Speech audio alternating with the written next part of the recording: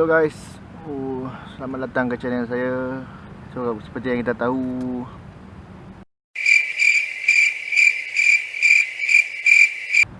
banyak pengguna dekat Malaysia ni dia guna drone Zino Pro ataupun drone Zino, dan yang terbaru Zino tu lah. Dan dalam video ni saya akan kongsi kepada anda macam mana nak menggunakan feature Waypoint untuk dapatkan putih yang lebih sinematik. Okay. So drone yang saya akan gunakan ni adalah drone Zino Pro.